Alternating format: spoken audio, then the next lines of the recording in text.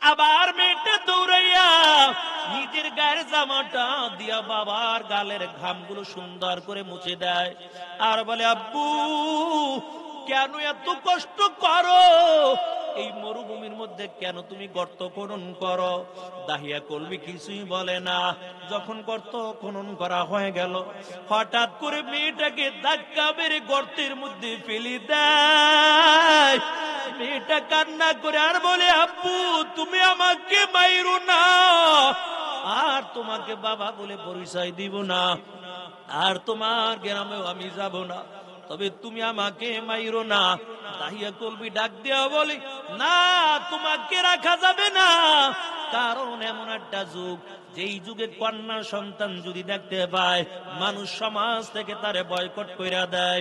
তোমাকে দুনিয়ায় আর বাঁচাইয়া রাখবো না, তোমাকে দুনিয়ার থেকে আমি মেরে ফেলবো।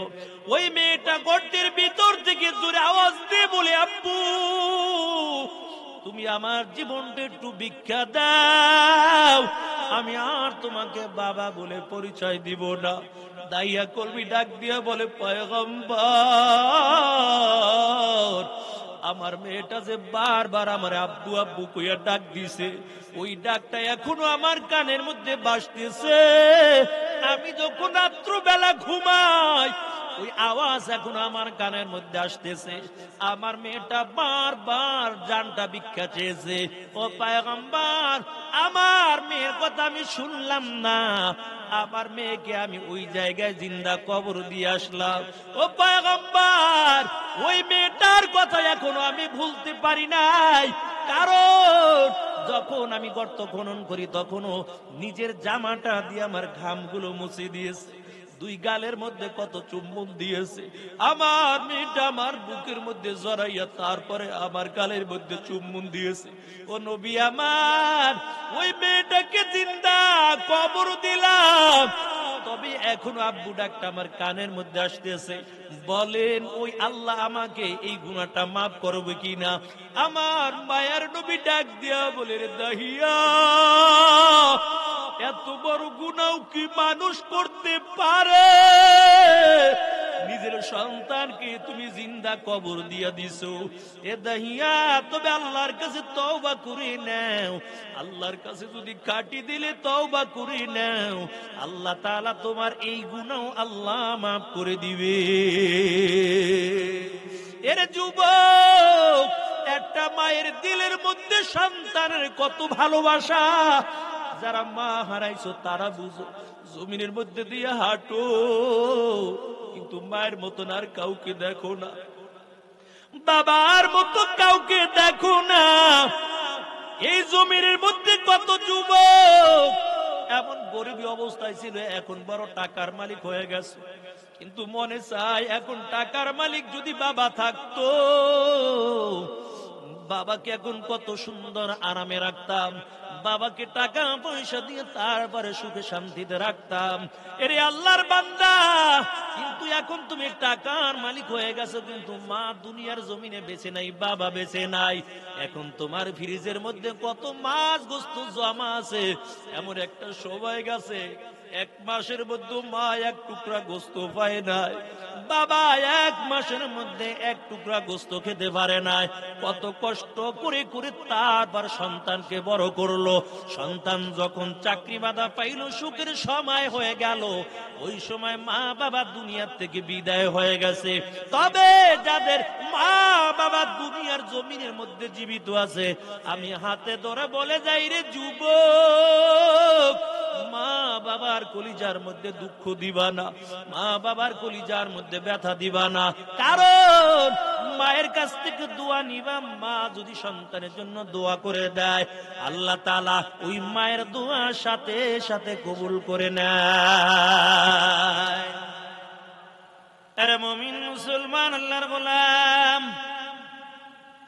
আল্লাহ বলে দেখতে পারবা, তুমি কারা দেখতে পারবা জানো?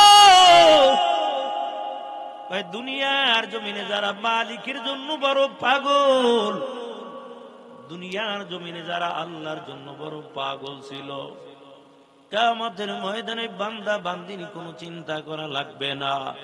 ওই মানুষগুলো হাসতে হাসতে আল্লাহর জান্নাতের মেহমান হয়ে যাবে। আমি পবিত্র কালামুল্লাহ শরীফ থেকে ছোট্ট একখানা আয়াতে কারিমা তেলাওয়াত করলাম। ইন্নাল্লাযীনা ক্বালু রাব্বুনাল্লাহ সুম্মা ইসতাকামু তাতানাজ্জালু আলাইহিমুল মালাইকাতু আল্লা তাখাফু ওয়ালা তাহজানু وأبشروا بالجنة التي كنتم توعدون। আল্লাহ তাআলা বলেন, নিশ্চয়ই যারা বলবে একমাত্র আমি আল্লাহই তাদের রব, একটু আওয়াজ দিয়ে বলবেন আমাদের রবকে। শাহাদাত আঙ্গুলটা উপরে দিয়ে সাক্ষী দেন আমাদের রবকে। আরো জোরে বলেন আমাদের রব কে। আল্লাহ তোমার বান্দারা সাক্ষী দিয়েছে আল্লাহ একমাত্র তুমি আমাদের রব। আয় আল্লাহ, এই উসিলা করিয়া তোমার বান্দাদের নামটা জান্নাতি খাতার মধ্যে উঠাইয়া দাও, বলেন আমিন। আল্লাহ বলেন, নিশ্চয়ই যারা সাক্ষী দিবে একমাত্র আমি আল্লাহই তাদের রব, আমি আল্লাহ তাদের হায়াতের মালিক, আমি আল্লাহ তাদের মৌতের মালিক, আমি আল্লাহ তাদের রিজিকের মালিক, সব কিছুর মালিক হলাম আমি আল্লাহ। বান্দা যখনই সাক্ষী দেবে একমাত্র আমি তাদের রব এবং সুম্মা ইসতাকাম, আল্লাহ বলে এই কথার উপর যারা ইস্তেকামত করবে ওই বান্দার মৃত্যুর সময় কোনো চিন্তা করা লাগবে না। আল্লাহ বলেন ওই বান্দার কোনো ভয় নাই, কোনো চিন্তা নাই। আল্লাহ তাখাফু ওয়ালা তাহজানু ওয়া আবশিরু বিল জান্নাতিল্লাতী কুনতুম তুআদুন। আল্লাহ বলেন ওই বান্দা বান্দির কোনো ভয় নাই, ওই বান্দা বান্দির কোনো চিন্তা নাই, কারণ মৃত্যুর আগে দিয়া আমি আসমান থেকে রহমতের ফেরেশতা নাজিল করে দিব, আর রহমতের ফেরেশতারা জান্নাতের পুরো ছবিটা আইনা আমার নেককার বান্দার চোখের সামনে ধরে দিবে। আল্লাহর বান্দা জান্নাত দেখতে থাকবে, ওদিক থেকে আজরাইল রূহটা কবজ করে নিয়ে যাবে রে মুমিন। ওই নেককার বান্দার কোনো ভয় নাই, কোনো চিন্তা নাই। আর বেনামাজি নাফরমান কত কষ্ট দিয়ে রূহটা কবজ করবে। এরে আল্লাহর বান্দা, মায়ার নবী বলেন বেনামাজি রূহটা যখন কবজ করার জন্য আজরাইল হাজির হয়ে যাবে, আজরাইল পা দুইটা থাকবে জমিনে, মাথা থাকবে আসমানে, 12 চক্ষু নিয়ে আগুনের ঝিলকি চক্ষু দিয়ে বের হতে থাকবে। ওদিক থেকে বড় আকৃতি দিয়ে হাজির হয়ে যাবে। আজরাইল পায়ের কিনারায় দাঁড়িয়ে যাবে, পায়ের রগগুলোর সাথে সাথে ঠাস ঠাস করে ছিঁড়ে ফেলবে, পা দিয়া আর নাড়াচাড়া করতে পারবে না। হাতের রগগুলো ঠাস ঠাস করে ছিঁড়ে ফেলবে, হাত দিয়ে আর নাড়াচাড়া করতে পারবে না রে মুমিন।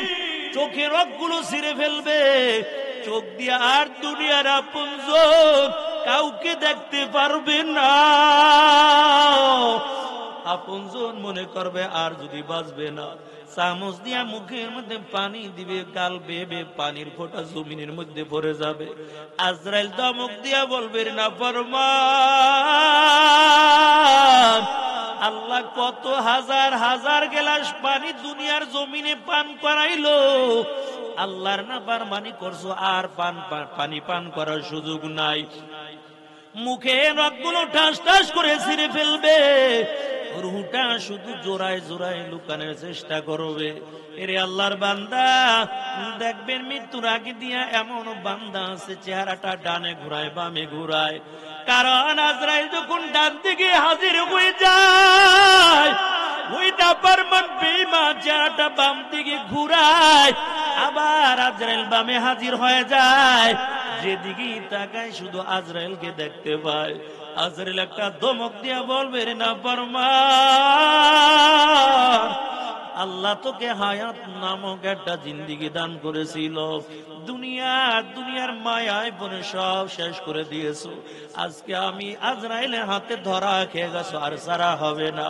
হঠাৎ করে হাতটা দিয়ে জোরে একটা থাপা মেরে রুহটা কবজ করে নিবি, রুহটা নিয়ে আসমানের দিকে চলে যাবে। প্রথম আসমানের দরজা বন্ধ করে দিবে, ডাক দিয়া বলবে, ও আসমানের ফেরেশতার দল, আসমানের দরজা খুলে দাও। প্রথম আসমানের ফেরেশতারা ডাক দিয়া বলবে, না না, এই নাফরমান বেঈমানের রূহ নিয়ে আসমানের মধ্যে আসতে পারবা না, কারণ এই রূহটা দিয়ে পচা দুর্গন্ধ বের হয়, এই রূহ নিয়ে আসমানের মধ্যে আসতে দেওয়া হবে না। ওদিক থেকে আবার আজাইল ডাক দিয়ে বলবে, তাড়াতাড়ি আসমানের দরজা খুলে দাও।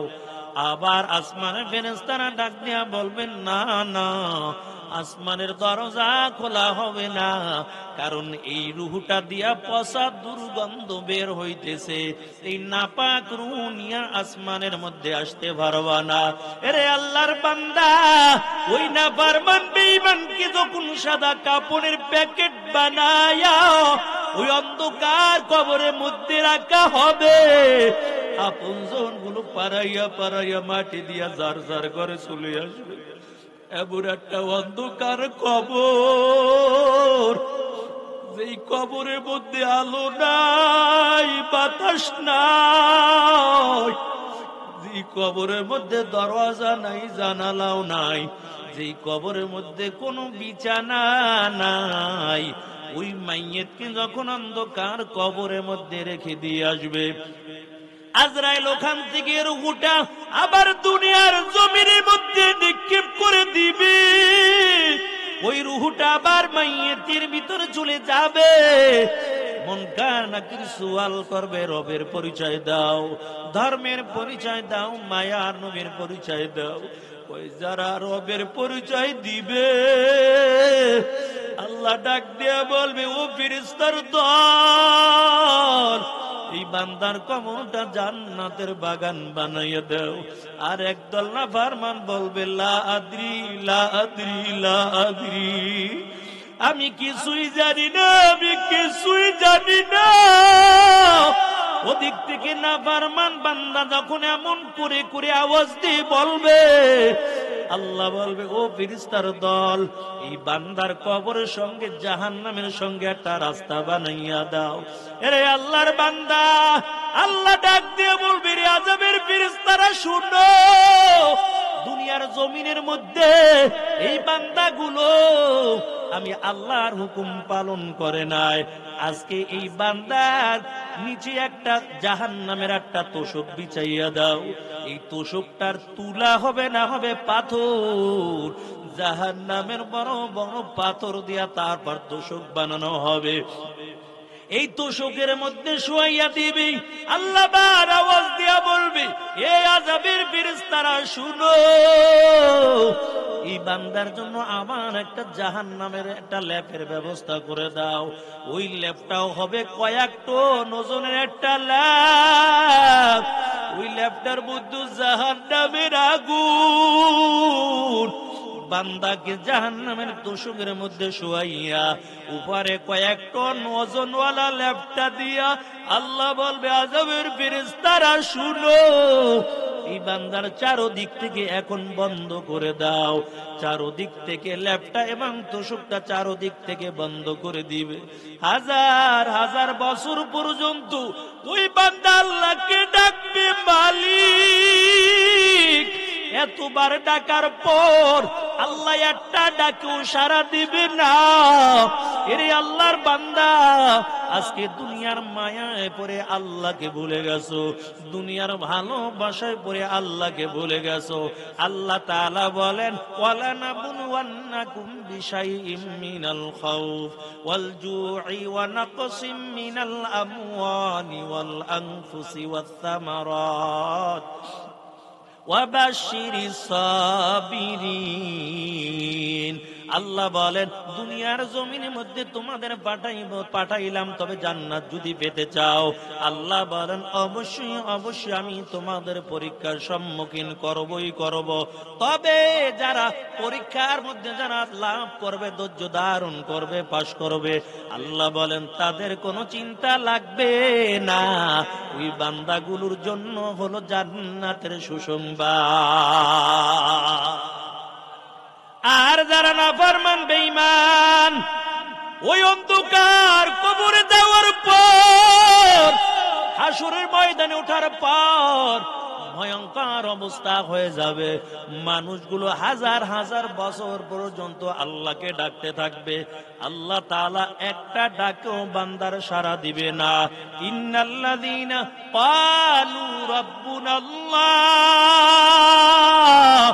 সুম্মা ইসতাকামু তাতানাজ্জালু আলাইহিমুল মালাইকাতু আল্লা তাখাফু ওয়ালা তাহজানু ওয়া আবশিরু বিল জান্নাহ ওয়া আবশিরু বিল জান্নাতিল্লাতী কুনতুম তুআদুন।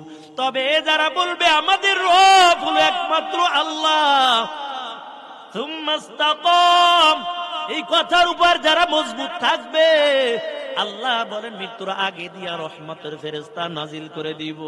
আয়েশা বলবে বান্দা তোমার কোনো ভয় নাই, তোমার কোনো চিন্তা লাগবে না, আল্লাহ তাআলার জান্নাতের সুসংবাদটা শুনে লও।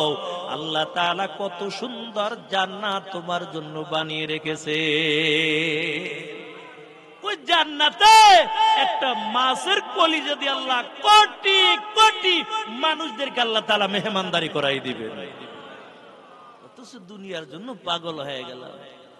মায়ার নবী জানাই قال النبي صلى الله عليه وسلم القبر روضة من رياض الجنة أو حفرة من حفر النار। আল্লাহর পয়গম্বর বলেন দুনিয়ার থেকে বিদায় হওয়ার পর সর্বপ্রথম ঘাটটি হলো কবর। কারো কবরটা হয়ে যাবে জান্নাতের একটা বাগান, আর কারো কবরটা হয়ে যাবে একটা জাহান্নামের গর্ত। আরে আল্লাহর বান্দা, তবে কেউ দুনিয়ার জমিনের মধ্যে বাঁচতে পারবো না রে মুমিন। সবাই আমার কবরের পথে আমরা যাত্রী। যেই নবীকে না বানাইলে আসমান জমিন নবমণ্ডল হাওয়া গন্ধম জান্নাত জাহান্নাম আল্লাহ তাআলা কিছুই বানাইতো না। ওই নবী মাত্র দুনিয়ার জমিনে বেঁচে ছিল মাত্র 63 বছর। মায়ার নবীও দুনিয়া থেকে বিদায় হয়ে যাবে।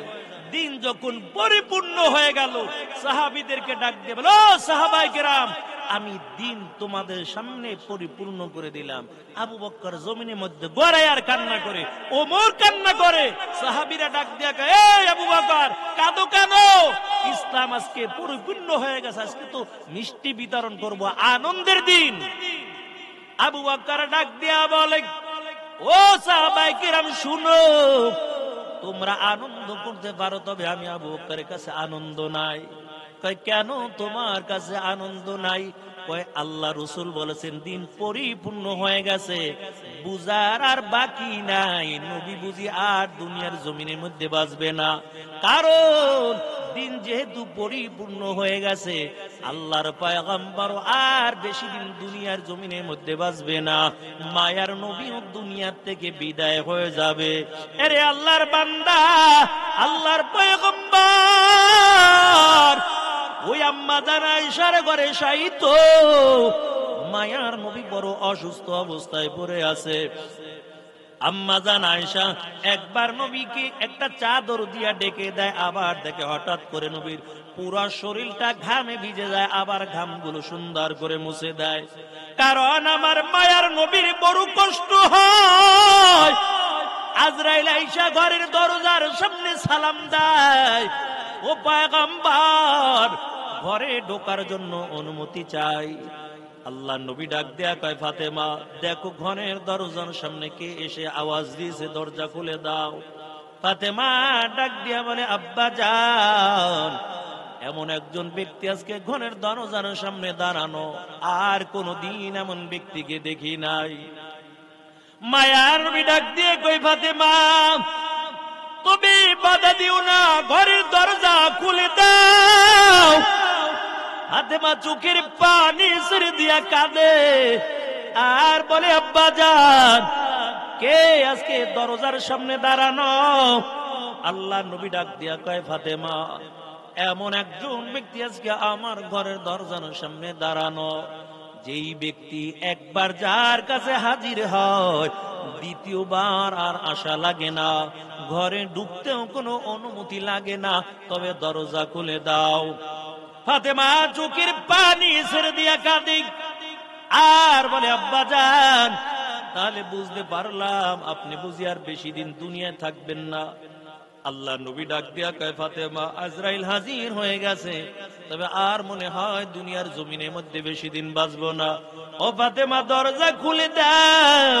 ফাতেমা চোখের পানি ছেড়ে দিয়ে মায়ার নবীর চেহারার দিকে তাকায় আর কান্না করে আর বলে, আব্বা জান, আপনি যদি দুনিয়া থেকে বিদায় হয়ে যান, বলেন আমি কার চেহারার দিকে তাকাবো, কাকে আমি আব্বা বলে আমি ডাক দিব? আপনার কলিজার টুকরা হাসান হোসেন, আপনার দুইটা নাতি 2 দিন 3 দিন পর্যন্ত খাবার পাইতো না, কিন্তু আপনার নুরানি চেহারার দিকে একবার যখন তাকাইতো 2-3 দিনে ক্ষুধার সাথে সাথে নিবারণ হয়ে যাইত। ইমামুল আউয়ালিন আল আখিরিন, বাহরে সাদাকা রহমাতাল লিল আলামিন, সাইয়্যিদুল কাওনাইন খাতামুল মুরসালিন, আখিরা মুদবুদে ফখরুল আউয়ালিন, শাদা আজুদাশ রহমাতাল লিল আলামিন, মসজিদে ওশুদ হামার জমিন, ওমা আরসালনাকা ইল্লা রাহমাতাল লিল আলামিন।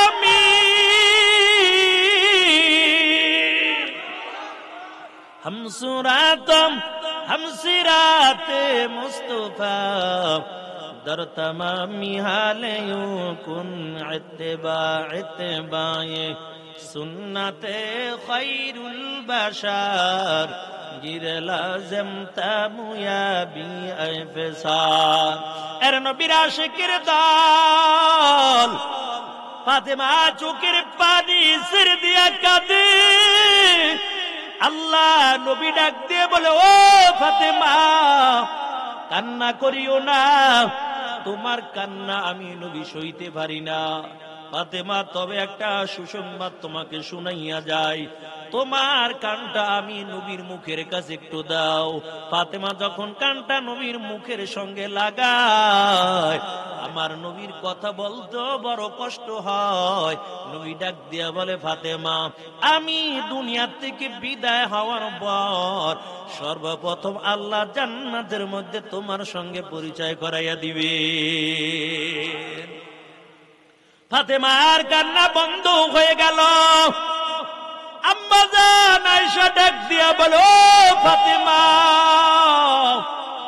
তোমার বাবা কি সুসংবাদ শুনাইলো বলো। যেই কথা শোনার পর তোমার কান্না বন্ধ হয়ে গেছে। ফাতেমা ডাক দিয়া বলে, আম্মা জান আমার আব্বা জান বলেছে বাবা দুনিয়া থেকে বিদায় হওয়ার পর সর্বপ্রথম আমার এই বংশ থেকে আমি আগে দুনিয়া থেকে বিদায় হয়ে যাব। তবে আমার আর বুঝতে বাকি নাই, আমার বাবা বিদায় হওয়ার পর আমি আগে দুনিয়া থেকে বিদায় হব। মায়ার নবী ফাতেমাকে ডাক দিয়া বলে, ফাতেমা একটু সরে যাও, আজরাইল ঘরের মধ্যে ঢুকে যাবে। ফাতেমা একটু দূরে সরে গেল। আজরাইল সালাম দিয়া নবীর সামনে হাজির হয়ে গেল। আল্লাহর পয়গম্বরকে ডাক দিয়ে বলো, পয়গম্বর আল্লাহ সালাম পাঠাইছেন আর জানতে চেয়েছেন আপনি কি দুনিয়ায় থাকতে চান না আল্লাহর দরবারে যেতে চান।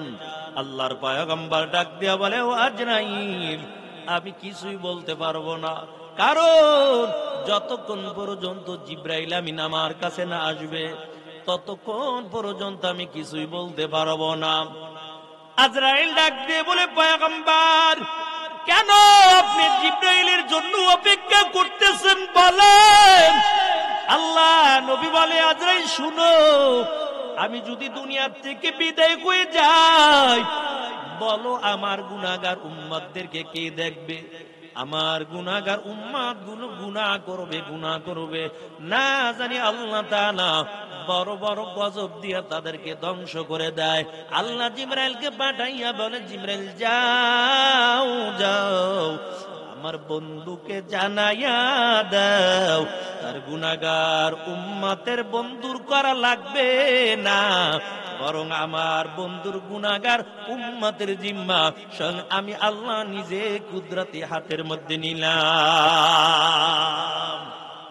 ইয়া ইলাহি তু মেরা মাবুদ হায়, ইয়া ইলাহি তু মেরা মাশুক হায়, ইয়া ইলাহি মুঝসে মুঝকো দূর কর, তাকে দেখো মুঝ মে তুঝকো এক নজর।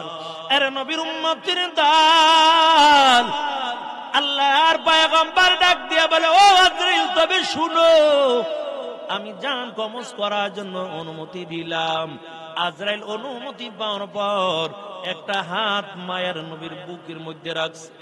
আমার নবী চোখের পানি ছেড়ে দিয়া কাঁদে আর বলে, আজরাইল বলো, আমার বুকের উপরে কি দিয়া তুমি চাপা দিয়েছো বলো, আমার কাছে এত কষ্ট কেন লাগে, কি দিয়া চাপা দিয়েছো? আজরাইল, না জানি মদিনার বড় বড় পাথর গুলো দিয়ে আমার বুকের মধ্যে চাপা দিয়ে ধরছো।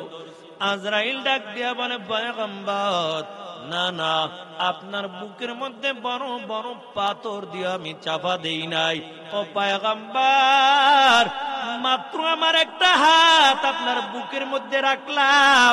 আল্লাহর নবী ডাক দিয়া কয়, আজরাইল, একটা হাত আমার বুকের মধ্যে রাখছো, আমি কষ্ট সইতে পারি না, তবে তোমার যত মনে চায় আমাকে কষ্ট দাও, আমার গুনাহগার উম্মতকে কষ্ট দিও না, আমার গুনাহগার উম্মতের জান এত কষ্ট দিয়া কবজ করে নিবা না। আজরাইল ডাক দিয়ে বলে, নবী আমার, বিনামাজি না ফরমান গুনাহগারের জানগুলো এর চেয়ে হাজার হাজার গুণ বেশি কষ্ট দিয়ে কবজ করব।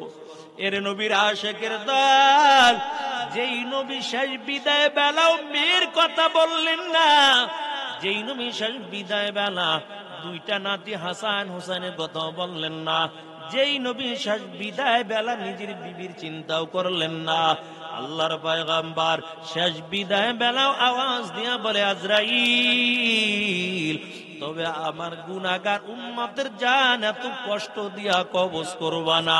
এর যুবক, তবে গুনাহ করে যদি থাকো আল্লাহর কাছে খাটি দিলে তওবা করে নিবা, আল্লাহ তাআলা জীবনের সব গুনাহগুলো মাফ করে দিবে।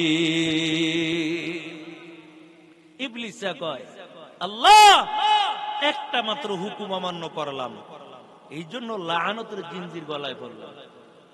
وَإِذْ قُلْنَا لِلْمَلَائِكَةِ اسْجُدُوا لِآدَمَ فَسَجَدُوا إِلَّا إِبْلِيسَ أَبَى وَاسْتَكْبَرَ وَكَانَ مِنَ الْكَافِرِينَ।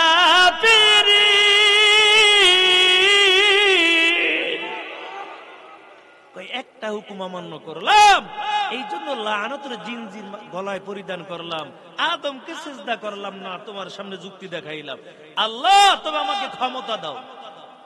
আল্লাহকে কি ক্ষমতা? তুমি কি চাও? আমার হায়াত তুমি কিয়ামত পর্যন্ত লম্বা করে দাও। আল্লাহকে দিলাম। আল্লাহর ক্ষমতা চাই। কি ক্ষমতা? তোমার বান্দারে যেন আমি ডানের থেকে ধোঁকা দিতে পারি, বামের থেকে, সামনের থেকে, পিছনের থেকে, চারদিক থেকে যেন ধোঁকা দিতে পারি। আল্লাহকে যা ক্ষমতা দিয়ে দিলাম। এখন ইবলিস খুব আনন্দ, চারদিক থেকে যদি ধোঁকা দিতে পারি, আর কি বান্দারে গুনাহ করাইয়া তারপরে জাহান্নামের মধ্যে নেব। আল্লাহ কা ইবলিস, ডানে চাইছো, বামে চাইছো, সামনে পিছনে চাইছো, ক্ষমতা দিস।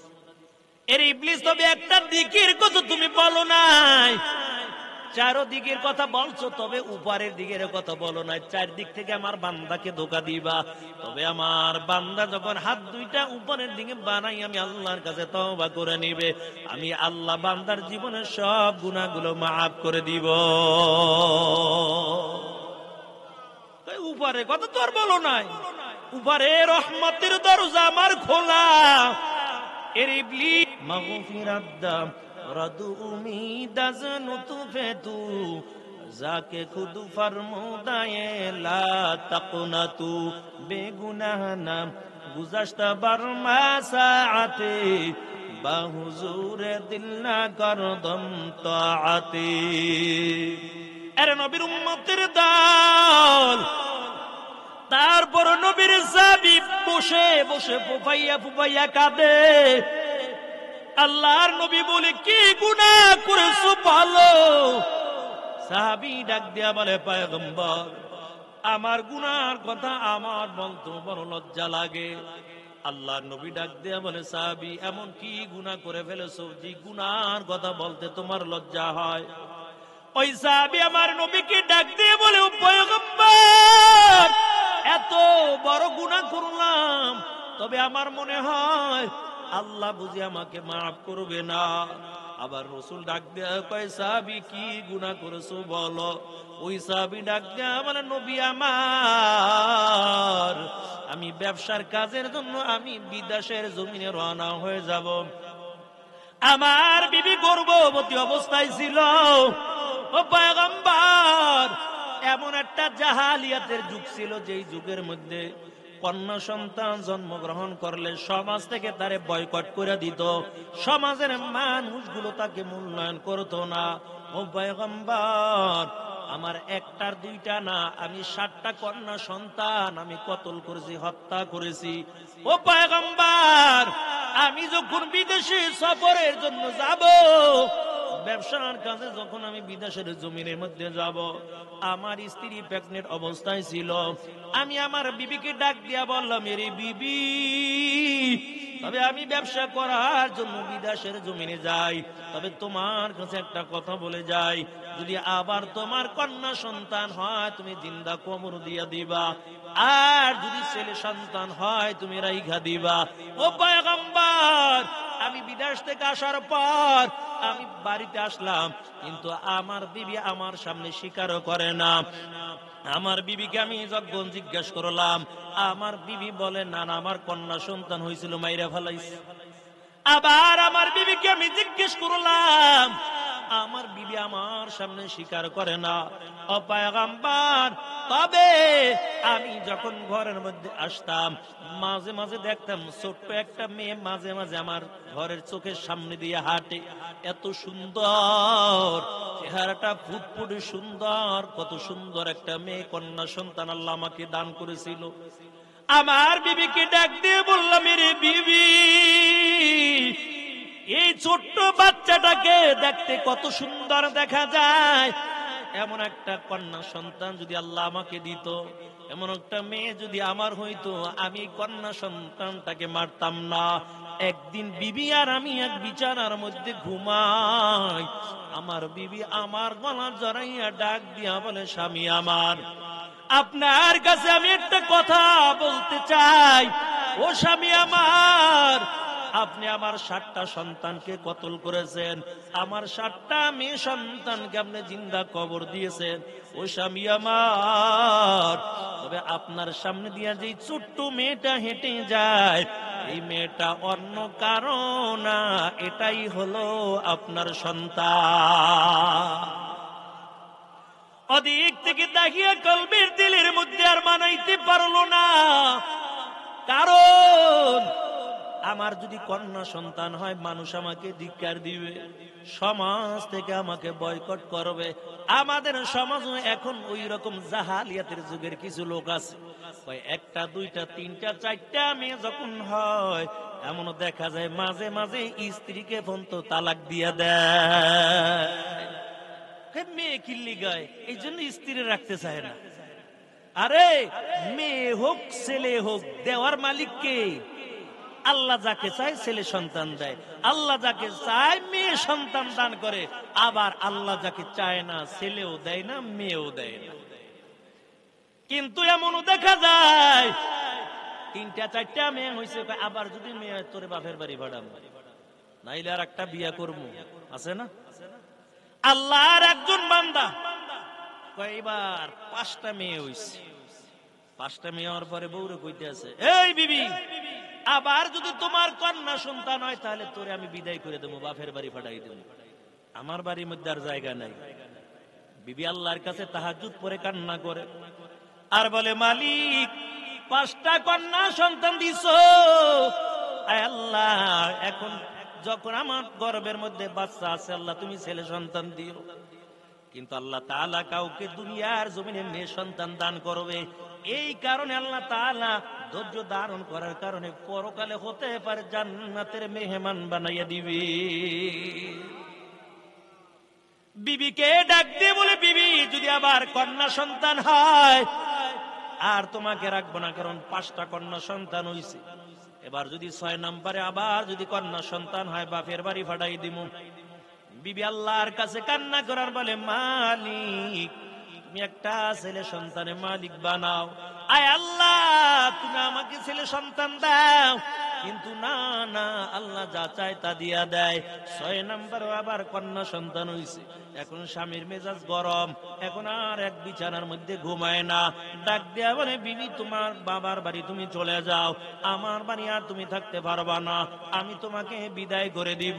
কারণ 6টা কন্যা সন্তান হইছে রে বিবি, আবার যদি হয় আবারও কন্যা সন্তান হবে, আমার ছেলের দরকার, আমি আর মেয়ে চাই না। এমন করে করে স্বামী স্ত্রী দুইজনে ঝগড়া করার পর স্বামী এক বিছানায় ঘুমিয়ে আছে, ওদিক থেকে বিবিও আর এক বিছানায় ঘুমিয়ে আছে। কিন্তু শত হইল তো মা সন্তানের দিকে যখন তাকায় হাজারো দুঃখের কথা তখন মা ভুলে যায়। এর যুবক, ওই সন্তানের চেহারার দিকে তাকাইয়া মা সব দুঃখের কথাগুলো ভুলে যায়। মা চোখের পানি ছেড়ে রাত্রে আল্লাহর কাছে কান্না করে আর বলে, আল্লাহ তুমি কন্যা সন্তান দান করেছো, আয় আল্লাহ তবে আমার স্বামী বুঝি আমাকে আর রাখবে না, আমার স্বামী বুঝি আমাকে তালাক দিয়া দেবে। এরে আল্লাহর বান্দা, রাত্র বেলা ওই স্বামী স্বপ্নে দেখতেছে কিয়ামত কায়েম হয়ে গেছে, মানুষগুলো দৌড়াদৌড়ি করতেছে, কারো কারো পায়ের মধ্যে জাহান্নামের শিকল লাগাইয়া জাহান্নামের দিকে নিয়ে যায়। আল্লাহর বান্দার অবস্থাও বেকায়দা হয়ে গেছে, নজর করে দেখতেছে ওই ফেরেশতারা জাহান্নামের শিকল হাতের মধ্যে লাগাইয়া দিছে। আল্লাহর বান্দাকে জাহান্নামের দিকে নিয়ে যাবে, ওই বান্দাকে যখন টেনে টেনে জাহান্নামের দিকে নিয়ে যায়, জাহান্নামের গেটের সামনে যখন নিয়ে যায়, দেখে ওই প্রথম সন্তানটা, প্রথম মেয়েটা 2টা হাত সোজা করিয়া জাহান্নামের গেটের মধ্যে দাঁড়াইয়া আছে আর ডাক দিয়ে বলে, ও ফেরেশতার দল, আমার বাবাকে জাহান্নামের মধ্যে ফালাইতে পারবা না। ফেরেশতারা আবার টানতে টানতে 2 নম্বর জাহান্নামের গেটের সামনে নিয়ে গেছে, দেখে 2 নম্বর কন্যা সন্তানটা ওই জাহান্নামের গেটে হাত 2টা সোজা করে দাঁড়িয়ে আছে। আবার ডাক দিয়ে করে, আমার বাবাকে জাহান্নামে ফালাইতে পারবা না। আবার টানতে টানতে 3 নম্বর জাহান্নামের গেটে নিয়ে গেল, নজর করে দেখে 3 নম্বর জাহান্নামের গেটের মধ্যে 3 নম্বর কন্যা সন্তানটা দাঁড়ানো। ওই কন্যা সন্তানটা ডাক দিয়ে বলে, আমার বাবাকে এই গেটের থেকে জাহান্নামের মধ্যে ফালাইতে পারবা না। 4 নম্বর গেটের সামনে যখন চলে যায়, 4 নম্বর কন্যা সন্তানটা দাঁড়ানো। 5 নম্বর গেটের সামনে যখন চলে গেল, 5 নম্বর কন্যা সন্তানটা দাঁড়ানো। 6 নম্বর গেটের সামনে যখন টেনে টেনে নেয়, নজর করে দেখি 6 নম্বর কন্যা সন্তানটা ওই জাহান্নামের গেটে দাঁড়ানো। আল্লাহর বান্দা চিন্তা করে 7 নম্বর গেট একটা বাকি। হায় রে, আমার যদি আর একটা কন্যা সন্তান থাকতো, ওই 7 নাম্বার গেটের সামনে দাঁড়াইয়া যাইতো, আমাকে জাহান্নামের আগুনে ফালাইতো না। কিন্তু ফেরেশতারা টেনে টেনে জাহান্নামের দিকে নিয়ে যায়, ওই 7 নাম্বার গেটের দিকে নিয়ে যায়। হঠাৎ করে ঘুম ভেঙে যায়, দৌড়াইয়া বিবির কাছে চলে যায়, বিবিকে ডাক দিয়া বলে, বিবি, আমার ছেলে সন্তানের দরকার নাই, আমি আল্লাহর কাছে দোয়া করি, তুমিও আল্লাহর কাছে দোয়া করে নাও, আল্লাহ যেন আমাকে আর একটা কন্যা সন্তান দান করে। কারণ 6টা গেটে আমার 6টা কন্যা সন্তান দাঁড়ানো ছিল, যদি আর একটা কন্যা সন্তান হইতো 7 নাম্বার গেটেও দাঁড়াইয়া আল্লাহর কাছে আমার জন্য দোয়া করত, আর দাঁড়াইয়া বলতো, এই গেটের থেকে আমার মামাকে জাহান্নামের মধ্যে ফালাইতে পারবা না, বিবি ছেলের দরকার নাই, আল্লাহর কাছে দোয়া করো, আল্লাহ যেন আরো একটা কন্যা সন্তান দান করেন। তাহলে যার 2টা মেয়ে আছে তাদের কপাল ভালো। রাসূল কয়, যাদের 3টা কন্যা সন্তান, কয় দ্বীনি ইলম শিক্ষা দিয়া দিনদার ছেলের সাথে বিবাহ দিবে। রাসূল কয়, ওই 3 মেয়ের বাবা কিয়ামতের ময়দানে আমি নবীর কাছাকাছি পাশের জান্নাতের মধ্যে থাকবে। আর মেয়ে সন্তান হইলে ওই জাহালিয়াতে যুগের মতন আমাদের মন বেজার হয়ে যায়, হায় রে, মেয়ে হইলো ছেলে হইলো না কা।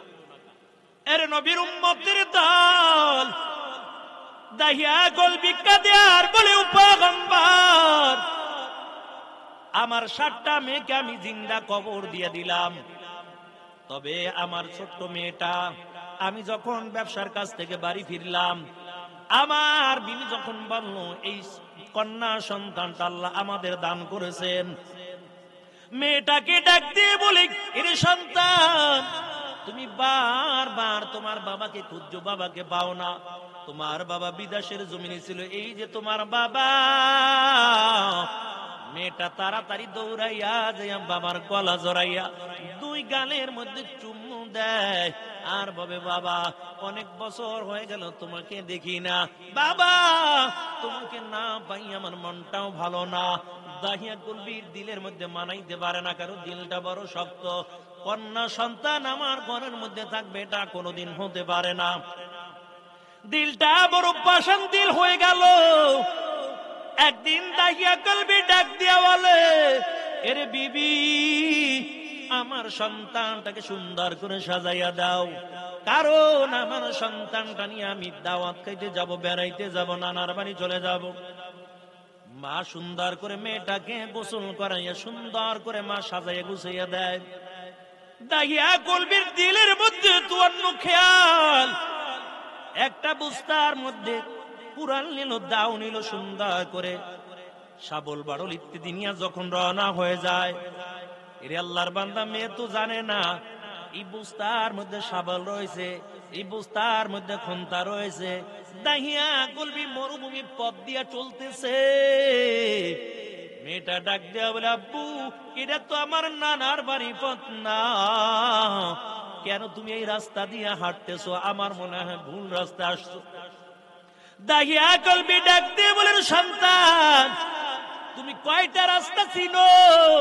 এটাও তোমার নানার বাড়ি যাওয়ার একটা রাস্তা, কিন্তু যখন মরুভূমি পথ দিয়া চলতে চলতে যখন একটা জঙ্গলায় চলে গেল, দাহিয়া কলবি শাবলটা বের করে গর্ত খনন করা শুরু করলো।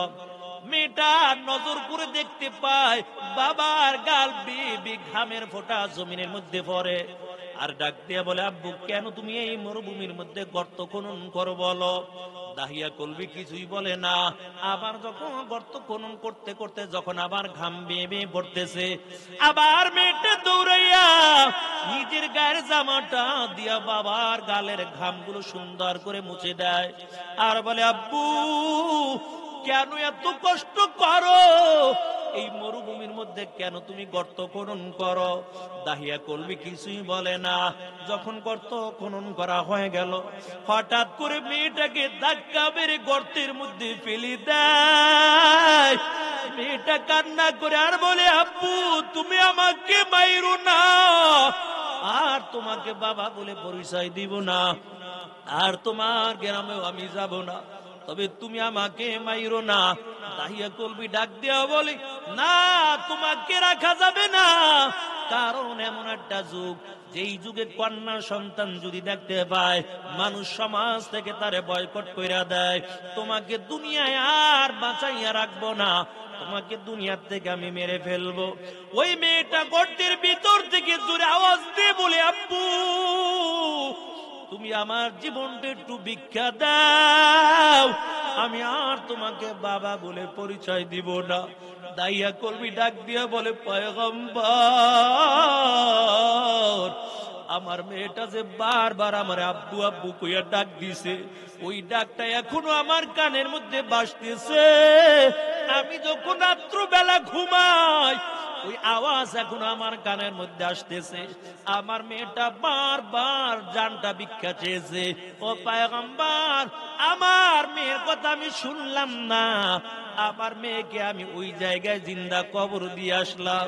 ও পয়গম্বর, ওই মেয়েটার কথা এখনো আমি ভুলতে পারি নাই। কারণ যখন আমি গর্ত খনন করি, তখনও নিজের জামাটা দিয়ে আমার ঘামগুলো মুছে দিয়েছে। দুই গালের মধ্যে কত চুম্বন দিয়েছে। আমার মেয়েটা আমার বুকের মধ্যে জড়াইয়া তারপরে আমার গালের মধ্যে চুম্বন দিয়েছে। ও নবী আমার, ওই মেয়েটাকে জিন্দা কবর দিলাম, তবে এখনো আব্বু ডাকটা আমার কানের মধ্যে আসতেছে। বলেন, ওই আল্লাহ আমাকে এই গুনাহটা মাফ করবে কিনা? আমার মায়ের নবী ডাক দিয়া বলে, রে দাহিয়া, এত বড় গুনাহ কি মানুষ করতে পারে? নিজের সন্তানকে তুমি জিন্দা কবর দিয়া দিছো। এ দাহিয়া, তবে আল্লাহর কাছে তওবা করে নাও। আল্লাহর কাছে যদি কাটি দিলে তওবা করে নাও, আল্লাহ তাআলা তোমার এই গুনাহ আল্লাহ মাফ করে দিবে। এর যুবক, একটা মায়ের দিলের মধ্যে সন্তানের কত ভালোবাসা। যারা মা হারাইছো তারা বুঝো, জমিনের মধ্যে দিয়ে হাঁটো, কিন্তু মায়ের মতন আর কাউকে দেখো না, বাবার মতো কাউকে দেখো না। এই জমিনের মধ্যে কত যুবক এমন গরিবী অবস্থায় ছিল, এখন বড় টাকার মালিক হয়ে গেছে। কিন্তু মনে চায়, এখন টাকার মালিক যদি বাবা থাকতো, বাবাকে এখন কত সুন্দর আরামে রাখতাম, বাবাকে টাকা পয়সা দিয়ে তারপরে সুখে শান্তিতে রাখতাম। এরে আল্লাহর বান্দা, কিন্তু এখন তুমি টাকার মালিক হয়ে গেছো, কিন্তু মা দুনিয়ার জমিনে বেঁচে নাই, বাবা বেঁচে নাই। এখন তোমার ফ্রিজের মধ্যে কত মাছ গোস্ত জমা আছে, এমন একটা সময় গেছে এক মাসের মধ্যে মা এক টুকরা গোস্ত পায় নাই, বাবা এক মাসের মধ্যে এক টুকরা গোস্ত খেতে পারে নাই। কত কষ্ট করে করে তারপর সন্তানকে বড় করলো। সন্তান যখন চাকরি বাধা পাইল, সুখের সময় হয়ে গেল, ওই সময় মা বাবা দুনিয়ার থেকে বিদায় হয়ে গেছে। তবে যাদের মা বাবা দুনিয়ার জমিনের মধ্যে জীবিত আছে, আমি হাতে ধরে বলে যাই, রে যুবক, মা বাবার কলিজার মধ্যে দুঃখ দিবা না, মা বাবার কলিজার মধ্যে ব্যথা দিবা না। কারণ মায়ের কাছ থেকে দোয়া নিবা, মা যদি সন্তানের জন্য দোয়া করে দেয়, আল্লাহ তাআলা ওই মায়ের দোয়া সাথে সাথে কবুল করে নেয়। এই জন্য মায়ের কাছ থেকে দোয়া লইবা, বাবার কাছ থেকে দোয়া নিবা। এই বয়ান শেষ হয়ে যাবে, মোনাজাত দিয়ে দিব। তবে কত যুবক এতিমের মতন পরের দরজার সামনে যেয়ে দাঁড়াবা, মাকে মা বলে ডাক দিতে পারবা না, বাবাকে বাবা বলে ডাক দিতে পারবা না। মনে চাইবে একবার মাকে মা বলে ডাক দিতে, কিন্তু মায়ের বিছানা পড়ে আছে, মা দুনিয়ার জমিনে নাই। এরে আল্লাহর বান্দা, আমার আব্বা আমাকে কত কষ্ট করে লেখাপড়া করাইলো, তখন মাসে 2-4টা বয়ান করি। যখন যাইতাম বলতাম, আব্বু বয়ানে যাই, কয় যা, আল্লাহর উপর ভরসা করে যাও।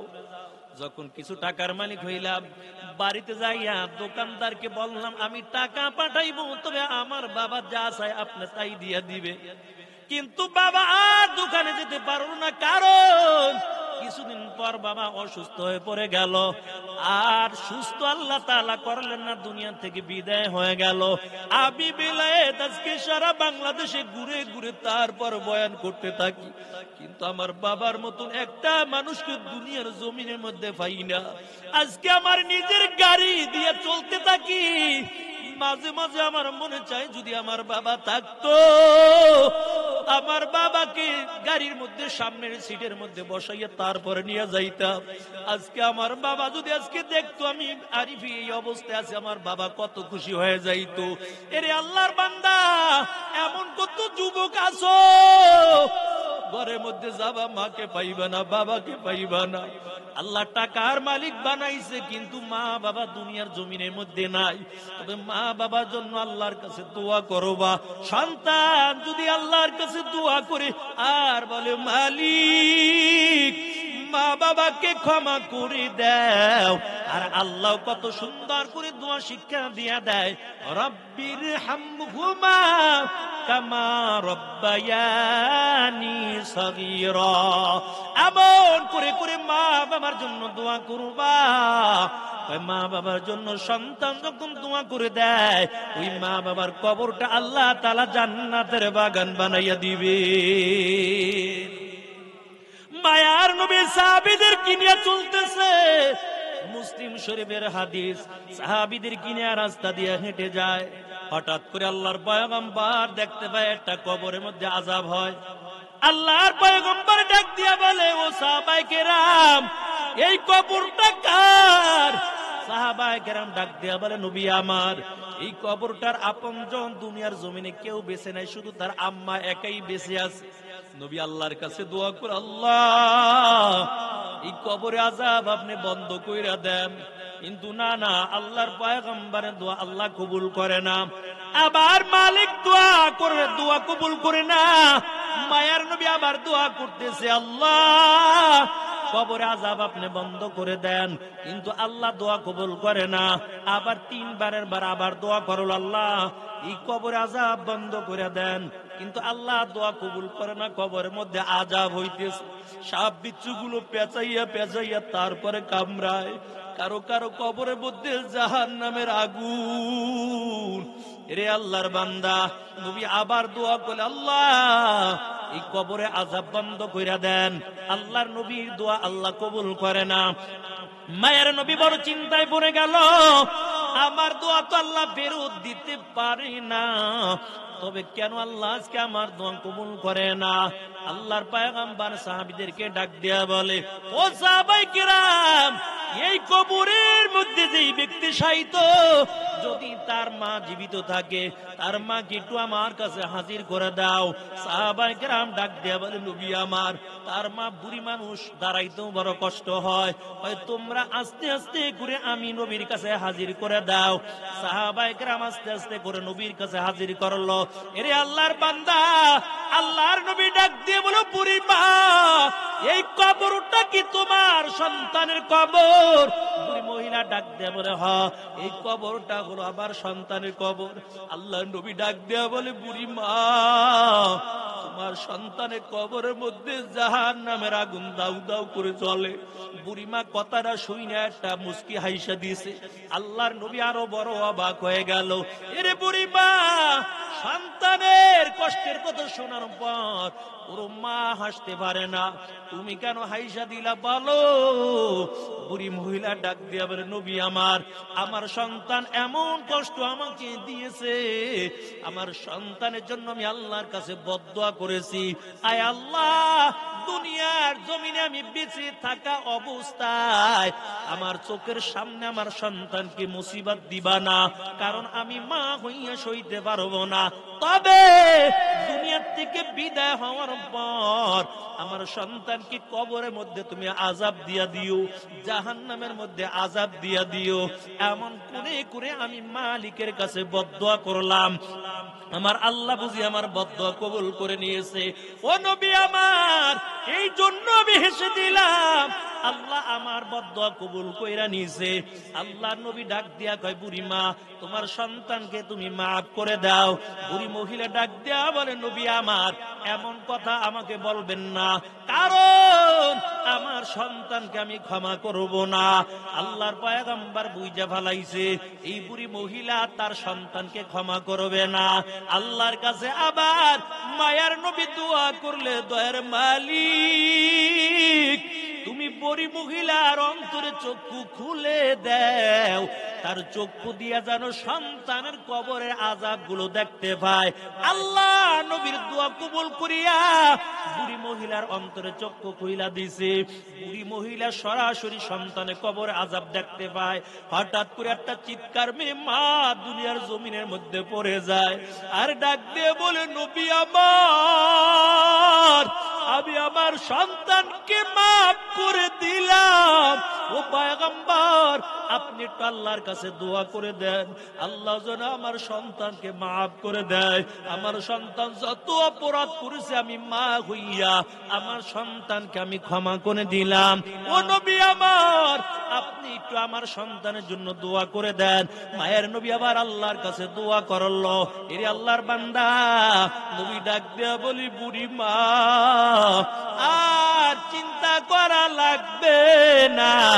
তুমি যখন তোমার সন্তানকে মাফ করেছো, আমার আল্লাহ তোমার সন্তানের কবরে আযাব বন্ধ করিয়া পুরো কবরটা জান্নাতের বাগান বানাইয়া দিয়েছে।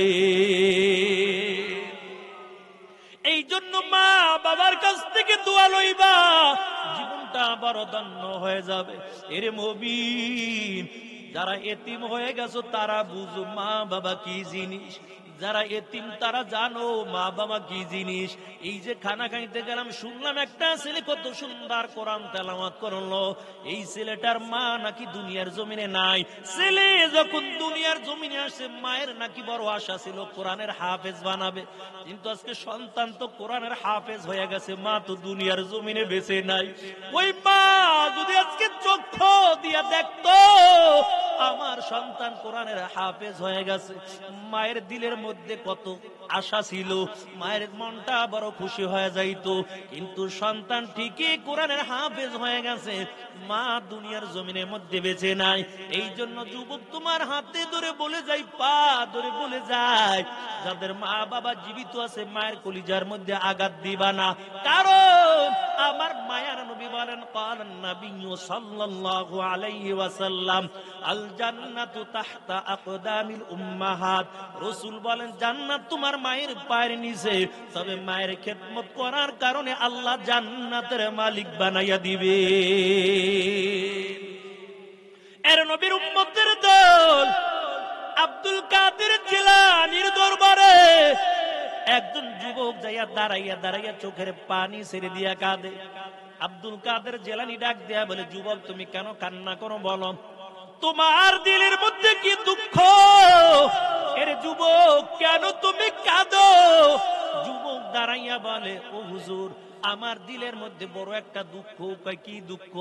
কয় আমি 3 দিনের জন্য ব্যবসার কাজে যখন বাড়ির থেকে বের হয়ে গেলাম, আমার বিবি ছিল তেমন একটা ভালো না।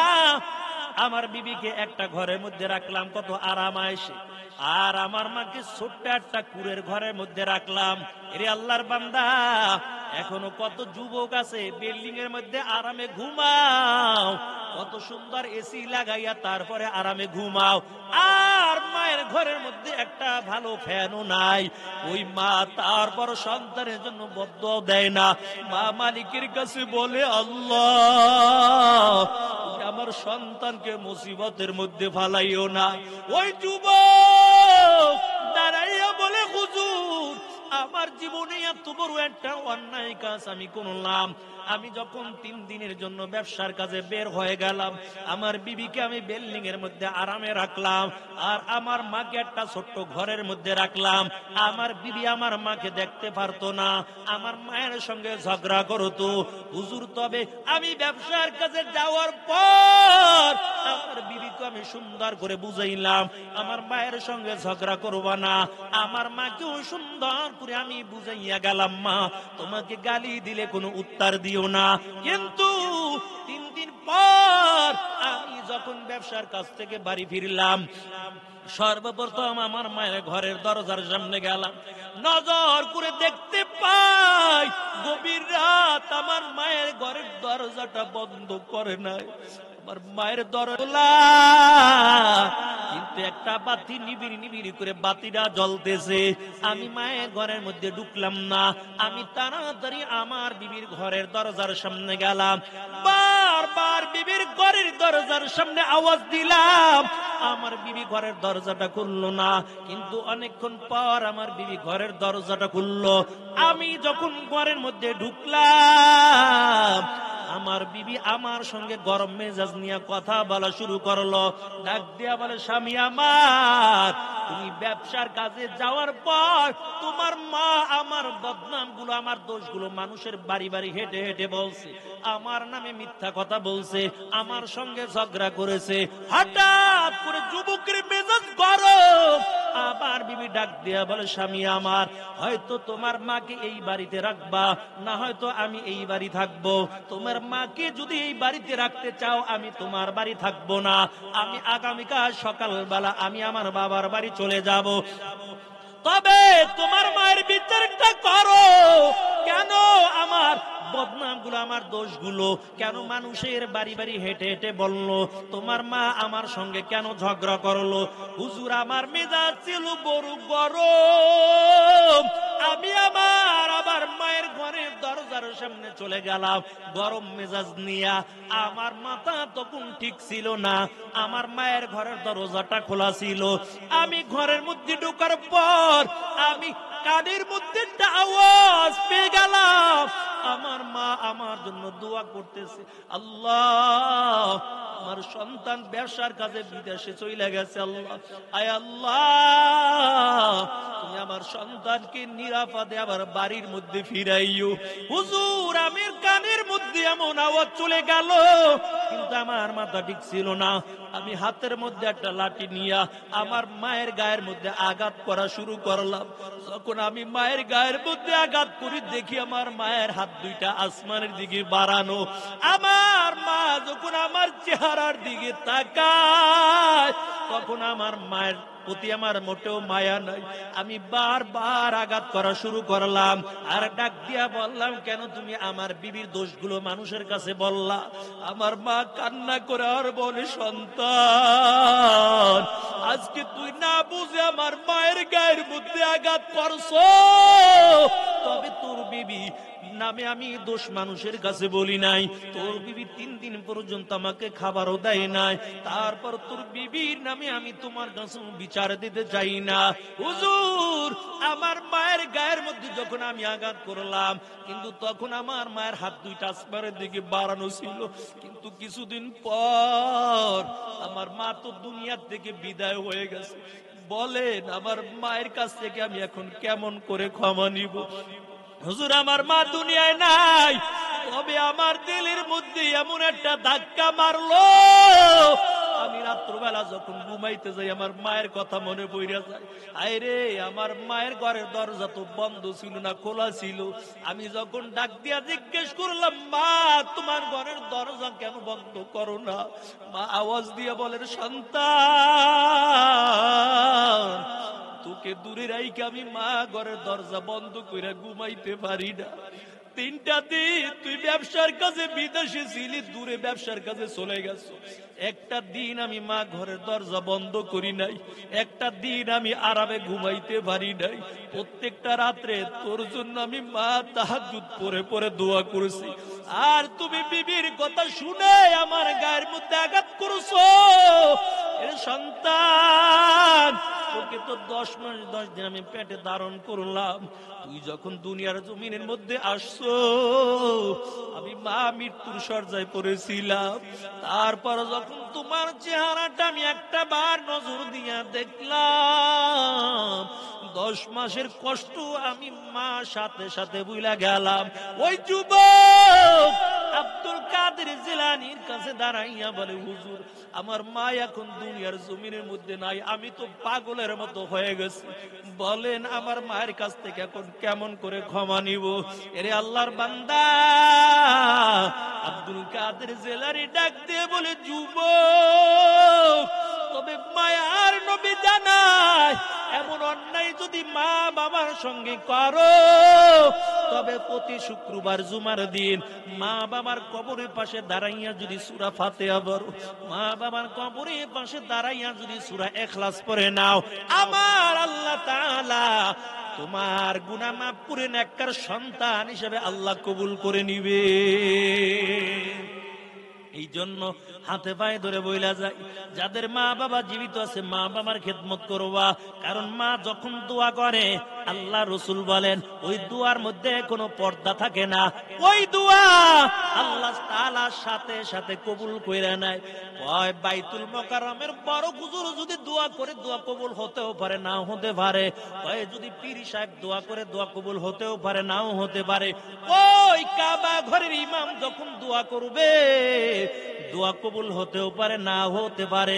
কিন্তু মায়ের নবী বলেন যদি মা সন্তানের জন্য দোয়া করে দেয়, ওই দোয়া আল্লাহ ফেরত দেয় না, সাথে সাথে মায়ের দোয়া আল্লাহ কবুল করে নেয়। মায়ের দোয়া লও হে মুমিন, মায়ের দোয়া লও, মায়ের দোয়া লও হে মুমিন, মায়ের দোয়া লও।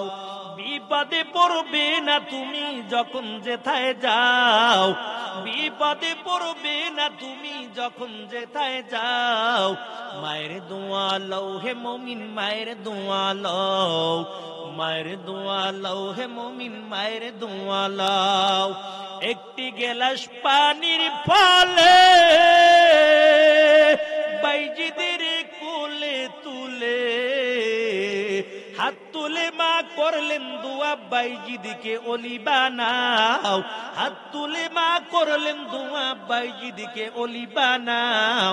মায়ের দোয়া লও হে মুমিন, মায়ের দোয়া লও, মায়ের দোয়া লও হে মুমিন, মায়ের দোয়া লও। বিপদে পড়বে না তুমি যখন যেথায় যাও, বিপদে পড়বে না তুমি যখন যেথায় যাও। মায়ের দোয়া লও হে মুমিন, মায়ের দোয়া লও, মায়ের দোয়া লও হে মুমিন, মায়ের দোয়া লও। এর নবীর উম্মতের দল ছোট্ট ছেলে বাইজিদ বুস্তামি রহমাতুল্লাহ আলাই, মা ডাক দিয়া বলে বাইজিদ একটা গ্লাস পানি দাও, আমার পানির পিপাসা লেগেছে, একটা গ্লাস পানি আমাকে দাও। বাইজিদ পানি আনার জন্য পানির কলসির কাছে চলে যায়। আয়েশা দেখে মা ঘুমাইয়া গেছে। বাইজিদ মাকে জাগায় না, কারণ মার কষ্ট হতে পারে, এই জন্য মাকে জাগায় না। আবার পানি গ্লাস রেখে বাইজিদ ঘুমায় না, কারণ আবার জেগে যদি পানি চায়, যদি পানি না দিতে পারে কষ্ট হয়ে যাবে। এই জন্য পানি গ্লাস নিয়ে সারা রাত্র মায়ের মাথার কিনারায় দাঁড়ানো। সকাল বেলা মসজিদে আযান, আসসালাতু খায়রুম মিনান নাওম, আসসালাতু খায়রুম মিনান নাওম। ঘুমের চেয়ে নামাজ ভালো, আর তুমি ঘুমাইও না, ঠিক মতো পড়িলে নামাজ জান্নাত তোমার ঠিকানা। ঘুমের চেয়ে নামাজ ভালো, আর তুমি ঘুমাইও না, ঠিক মতো পড়িলে নামাজ জান্নাত তোমার ঠিকানা। আমার প্রাণের ভাই বোনেরা জলদি করে উঠে যাও, ওযু করে তাড়াতাড়ি নামাজ পড়তে লেগে যাও। আহাতে মন কঠিন দিনেতে নামাজ তোমায় ভুলবে না, ঠিক মতো পড়িলে নামাজ জান্নাত তোমার ঠিকানা। এর নবীর উম্মতের দল মসজিদে যখন আজান হয়ে গেল, বাইজিদ বুস্তামির আম্মা নজর করে দেখতে পায় ছোট্ট বালক বাইজিদ মাথার কিনারায় পানি গ্লাস নিয়ে দাঁড়ানো। মা ডাক দিয়ে বলে, বাইজিদ তুমি কি ঘুমাও না? পানি গ্লাস নিয়ে কেন রাত্র দাঁড়ায় রইলা?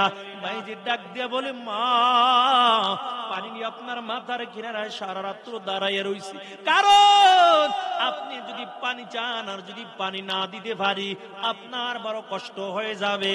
আর আপনি ঘুমিয়ে গেছেন, আপনাকে ঘুমের থেকে আমি জাগাই না, যদি ঘুমের থেকে জাগাই আপনি কষ্ট পেতে পারেন। এই জন্য সারা রাত্র পানির গ্লাসটা নিয়ে আপনার মাথার কিনারায় দাঁড়ানো। বাইজিদের মা উযু করে নামাজ আদায় করার পর দুইটা হাত আসমানের দিকে বাড়াইয়া বাইজিদকে কোলের মধ্যে জড়াইয়া আল্লাহর কাছে দোয়া করে দিল, আল্লাহ তুমি আমার বাইজিদকে জবানার ওলি বানাইয়া নাও। মায়ের দোয়া আল্লাহ তাআলা কবুল করিয়া ওই বাইজিদকে আল্লাহ তাআলা জবানার ওলি হিসেবে কবুল করে নিয়েছে।